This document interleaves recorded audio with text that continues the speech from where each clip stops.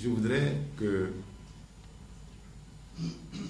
2015 et 2017 soient une période de transition. Et là, je vous parle pas en tant que président de la fédération, mais en tant que Sidi Diallo. Parce que je vous ai dit que mon mandat arrivait à expiration en 2015. Et je suis en train de faire des projets pour 2018, 2019. Mais c'est des projets que nous devons mettre en place, mon comité et moi, pour le football ivoirien. Même si nous ne sommes pas là, pour que celui qui va arriver après nous ait déjà une base saine pour repartir. Et cette base-là, c'est maintenant qu'il faut la mettre en place. Pour cela, je pense que pour le choix de l'entraîneur, il faut qu'on choisisse un entraîneur, bien sûr compétent, mais soutenu par tous. Et ça lui donnera, je pense, plus de capacité pour gérer techniquement son équipe. Et l'entraîneur que nous allons choisir, tout à l'heure j'ai félicité le président de la commission, Guégué Benjamin. Commission, j'avais pas vu Yo qui s'est mis derrière. Yo est là, non? Voilà, Yo. Alors aujourd'hui, on ne peut pas me dire que Guégué Benjamin et Yo ne connaissent pas le football. Hein. Même si je l'ai lu quelque part, je pense que c'est pas bien. Mais dans tous les cas, il y a eu une fiche technique qui a bien établi les critères de sélection. Il y a eu 37 postulants, ensuite 16 et 5 qui ont été soumis au comité exécutif. Et après étude, nous sommes arrivés à 3. Et parmi ces 3, nous avons choisi un entraîneur. Je ne sais pas si je vais vous le dire tout à l'heure, mais on verra. Si vous êtes gentil, je vous le dirai. Alors, mais cet entraîneur, par rapport aux critères qui étaient prédéfinis, vous avez vu déjà les autres critères, mais il y avait aussi d'autres critères qui étaient importants, parce que nous voulons qu'au niveau du staff technique, il y ait des Ivoiriens au niveau de son adjoint direct, parce qu'il viendra forcément avec un adjoint, un assistant à lui, un adjoint à lui, quelqu'un en qui il a pleinement confiance. Et puis le deuxième adjoint devra être ivoirien. Nous allons lui proposer des noms. Mais il faudrait que ce monsieur, qui sera l'adjoint de l'entraîneur qui va arriver, soit quelqu'un d'abord de compétent, quelqu'un qui ait prouvé quelque chose au niveau du football, et quelqu'un de loyal. C'est très important. Et je ne le dis pas, ce n'est pas des paroles en l'air, mais pour ceux qui ont toujours dit aussi que c'est la politique des expatriés, je dirais non. Nous avons commencé avec Père à son âme, Maman Ouattara, sous Henri Michel. Malheureusement, le bon Dieu l'a rappelé. Mais, pardon? Nous allons, mais bon, quand nous allons partir, c'est avec Henri Michel qu'il était, malheureusement, quand il est parti. Bon, aujourd'hui, si le bon Dieu avait accordé longue vie à maman, il serait encore avec nous. Avec quelle sélection, je ne sais pas, mais certainement avec la sélection A. Mais Dieu en a voulu autrement. Et donc, c'est ces conditions aussi qu'il faut qu'au niveau de la fédération, nous arrivons pas imposer, mais ça fait partie des critères de choix de la fédération que le nouvel entraîneur devra accepter. Et puis, nous avons demandé que l'entraîneur soit résident en Côte d'Ivoire. Parce qu'en Côte d'Ivoire, je suis sûr qu'il y a des talents. il y a aussi une pépinière.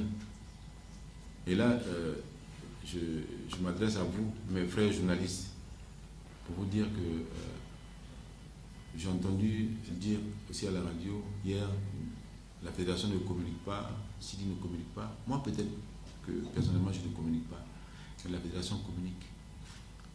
Vous allez sur notre site, la vie de la fédération, chaque jour, chaque semaine, vous pouvez avoir tous les renseignements que vous voulez sur la fédération.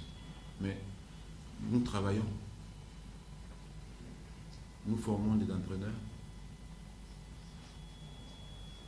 Je vous ai vu plusieurs fois à Bégerville. Nous formons des arbitres. Et encore vous êtes en face de moi. Vous suivez les cadets depuis 2 ans ou 3 ans. Les U15 viennent de remporter le tournoi de Montaigu. Avant eux, les cadets avaient gagné la Coupe d'Afrique. Je n'ai pas vu cet engouement qu'aurait eu l'équipe A. Mais dans les perspectives, il faut en tenir compte. Parce que ces jeunes-là, certains qui sont devenus aujourd'hui juniors, qui participent aux éliminatoires de la CAN junior, mais dans 4 ans, ils auront quel âge? Ils auront une moyenne de 20 ans. Et l'équipe d'Allemagne, qui a gagné le mondial, je pense, à 24 ans ou 25 ans de moyenne d'âge. Et ces jeunes-là sont chez nous, ces jeunes-là jouent ensemble, comme ceux qui viennent de l'académie. Il faut que nous mettions en place des dispositions précises, des conditions pour qu'on puisse les garder longtemps. Parce qu'attention, il y a quelque chose aussi qu'on ne peut pas maîtriser. Tous ces jeunes ont déjà des agents. Certains parmi eux vont partir. On ne pourra pas les retenir. Mais l'idéal, c'est qu'ils partent, mais qu'ils jouent dans des clubs, dans des bons clubs. Mais combien de joueurs nous avons perdus comme ça, qui sont partis, trompés par d'autres personnes, et qui sont dans la nature, même en Thaïlande. Aujourd'hui, le meilleur défenseur du championnat de Thaïlande est ivoirien, depuis 2 ans, depuis 3 ans. Le meilleur milieu de terrain du championnat de Thaïlande est ivoirien, depuis 2 ou 3 ans. Donc je pense qu'il faut qu'on réfléchisse aussi à cela. Ces jeunes, s'il vous plaît, ces jeunes que nous avons ici, devant nos portes, on se mette ensemble pour les encadrer. Nous, au niveau de la fédération, nous faisons tout pour avoir les moyens techniques pour les regrouper et pour leur permettre de participer aux compétitions internationales. Ils étaient à Yamoussoukro, je ne sais pas s'ils y sont encore, ils sont toujours à Yamoussoukro. Parce qu'à Abidjan, il n'y a pas de terrain, en gazonnier. Et à Bégerville, pour ceux qui sont allés il y a quelques jours, nous avons fait installer un terrain synthétique. Mais en saison de pluie, quand toutes les compétitions se jouent en même temps, les U15, les U17, les U20 et les filles, dont je salue la présidente qui est là, Berthe Adou. Et là encore, les filles ont éliminé les championnes en titre. Ça passe sous silence. Et on dit que la fédération ne communique pas. 0. Alors quand toutes ces compétitions arrivent en même temps, les équipes ne peuvent pas toutes s'entraîner sur le terrain de Bégerville et ça devient boueux. C'est pour cela que nous avons choisi de faire partir, quelquefois les filles même aussi vont à Yamoussoukro, parce qu'à Yamoussoukro, nous avons la chance d'avoir quelques terrains dans les grandes écoles. Donc, le nouvel entraîneur qui va venir aura un regard sur le championnat local, aura aussi un regard sur tous les matchs de deuxième, troisième division, même les matchs de quartier, pourquoi pas? Parce qu'on prépare l'avenir avec des jeunes. Voilà un peu ce que je voudrais vous dire par rapport aux perspectives. Mais le point le plus important, il faut que nous nous donnons le temps pour la réussite. si nous sommes dans la précipitation, si nous voulons des résultats immédiats, je puis vous assurer qu'aucune fédération n'aura les meilleurs résultats que vous attendez dans la précipitation. Mais mettons les bases de ce moyen terme et du long terme. Voilà ce que je voudrais vous dire en perspective. Et ensemble, je pense que nous pourrons relever le défi. Je dis bien ensemble. Alors, nous avons eu 3 derniers candidats. Et ces 3 derniers candidats, je voudrais quand même vous expliquer un peu comment nous avons procédé.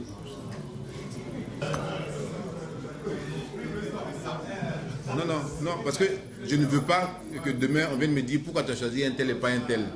Alors, il faut que je vous explique. Ou alors je vous donne le nom de l'entraîneur et puis je me lève et je m'en vais. Bon, peut-être qu'en m'expliquant, il n'y aura plus de questions. Donc, on a fait... il était prévu de faire venir les 3 en Côte d'Ivoire. Mais vous savez que maintenant, la technique a tellement évolué que nous avons changé d'avis. Donc, nous avons procédé à une visioconférence avec les 3. Nous n'avons pu contacter que 2 en visio. En premier, Hervé Renard. En second lieu, Antonetti. Et Manuel José de Jésus, il était dans le sud du Portugal, il n'avait pas de liaison Internet, donc nous avons échangé en conférence téléphonique. Donc, bon, on ne l'a pas vu, mais on l'a entendu. C'est peut-être lui, c'est peut-être pas lui, mais en tout cas, le numéro qu'il nous a donné, c'est sur ce numéro qu'on a appelé. Voilà. Et je voudrais profiter avant. Vous voyez, vous êtes tellement pressé, dans tout vous êtes pressé. Soyez patient. Non, c'est vrai, c'est vrai. Donnez-moi l'occasion. Déjà, je vais féliciter le président de la commission. Il faut que je remercie tous les postulants qui sont intéressés à notre pays. Il y a eu 37. Et je pense que ce n'est pas donné à tous les pays d'avoir 37 postulants. Je voudrais les remercier. Parce que sur 37, finalement, on n'a retenu qu'un seul. L'intérêt qu'ils ont porté à notre pays, je voudrais quand même, par rapport à ça, leur exprimer toute la gratitude de la Fédération ivoirienne de football. Maintenant, celui qui nous a le plus convaincus, c'est celui qui nous a montré qu'il avait une grande connaissance de notre équipe. Il y avait une grande connaissance du football africain et qui nous a aussi montré qu'il aimait notre pays.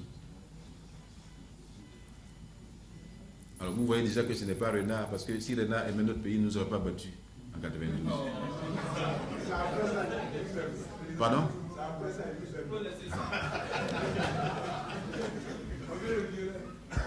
Vous voulez qui? Ah, ben ça, je ne sais pas.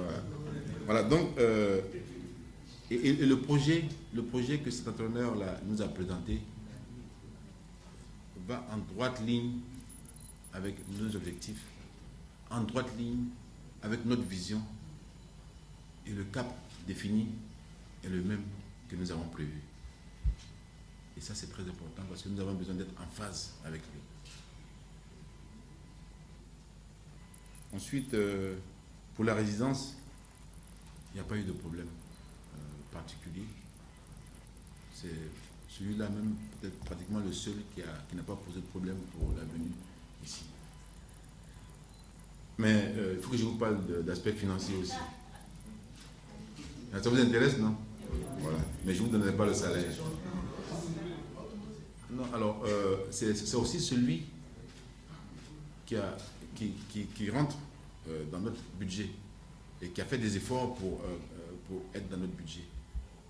Toujours faire des efforts pour venir, ça veut dire vraiment que le cœur y est et qu'il a envie de venir. Ensuite, qu'est-ce qu'il y a d'autre?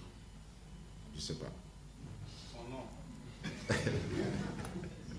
Alors, le futur entraîneur de la Côte d'Ivoire qui a été retenu par le comité exécutif, c'est Hervé Renard.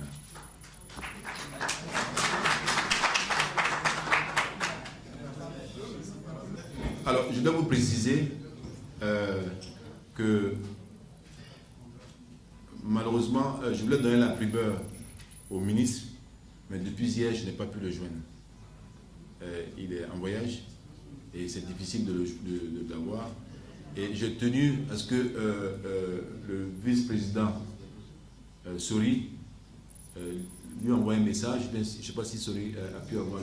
Voilà, avant de vous annoncer officiellement qui est notre nouvel entraîneur. Je voulais que le ministre ait la primeur.